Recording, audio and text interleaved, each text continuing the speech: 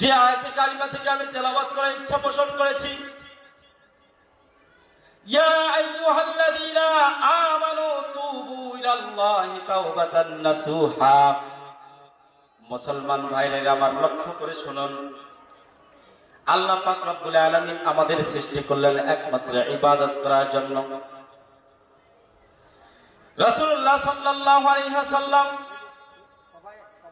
বিশ্বের মানুষের কাছে, আরবের মানুষের কাছে আল আমিন উপাধি পেয়েছিলেন, যার জীবনে একটা মিথ্যা কথাও বলে নাই। ইহুদিরা বলেছিল, আমার নবী মুহাম্মদ রাসূলুল্লাহ সাল্লাল্লাহু আলাইহি সাল্লাম তার ৬৬ বছর জিন্দেগিতে কখনো মিথ্যা কথা বলে না। এমন নবী আমরা পেয়েছি, রাহমাতুল লিল আলামিন, তাজদারে মদিনা।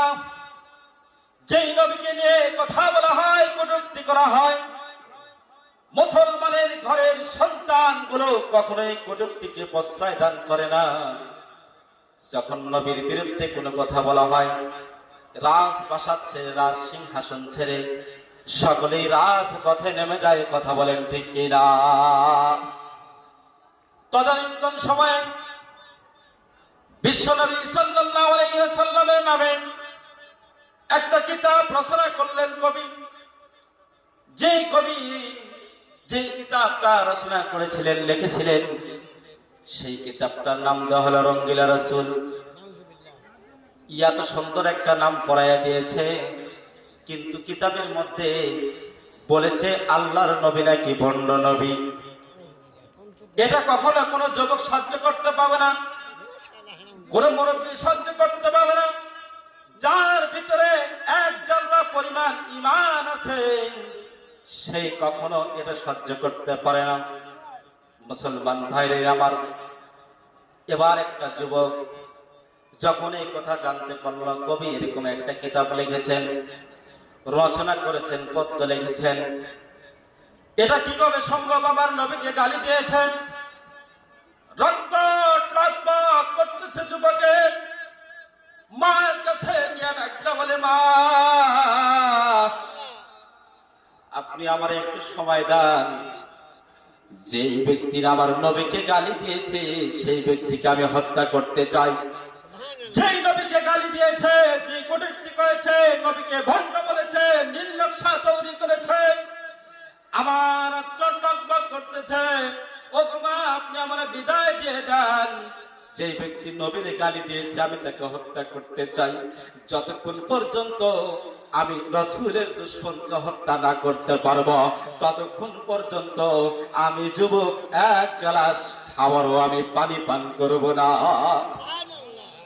এক গ্লাস খাবারের পানি আমি পান করব না।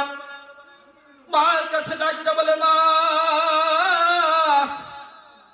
রাহমাতুল লিল আলামিনকে গালি দিয়েছে, রাহমাতুল লিল আলামিনকে ভণ্ড বলেছে, প্রতারক বলেছে।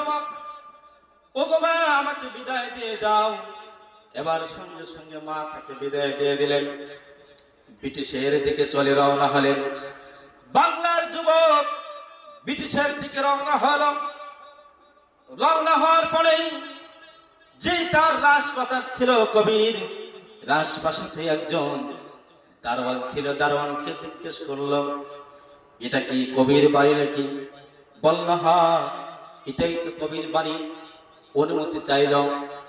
এবার রাজপ্রাসাদে দারোয়ান ছিল, ডাকতে বলল, কবি সাহেব, আপনার জন্য এমন একটা ব্যক্তি এসেছে, আপনার সাথে সৌজন্য সাক্ষাৎ করতে চায়। দারোয়ানকে যখন এই কথা বলা, বাদশাকে যখন এই কথা বলা হলো কবিকে বলার পরে কবি অনুমতি দিয়ে দিলেন, ঠিক আছে, ডাক জেনে আসো। ভিতরে প্রবেশ করলো। ভিতরে প্রবেশ করার পরে ওই যে মার কাছ থেকে অনুমতি নিয়েছে, ওই যুবক সুন্দর একটা পাঞ্জাবি পড়েছে। পাঞ্জাবি পরে বাজার থেকে একটা তরবারি কিনেছে, ছুরি কিনেছে। ছুরিটা কিনে তার সুন্দর দেহের ভিতরে সামনে এরকম ভাবে বসায় দিয়েছে।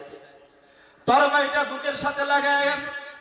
এবার যখন তার রাজপ্রাসাদে চলে যায়, ডাকতে বলা হলো, তুমি কি সেই কবি যে রাসূলের নামে তুমি যেই কিতাব রচনা করেছো, পদ্য লিখেছো, তুমি কি সেই কবি?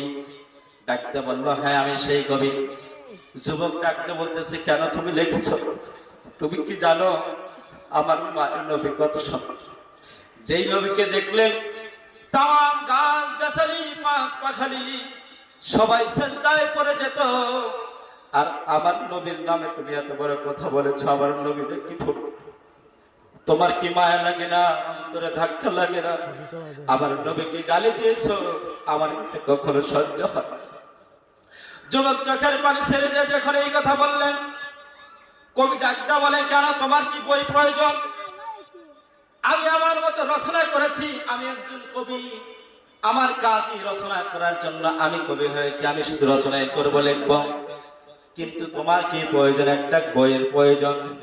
যুবক ডাকতে বলে, আমার কোনো বইয়ের প্রয়োজন নাই।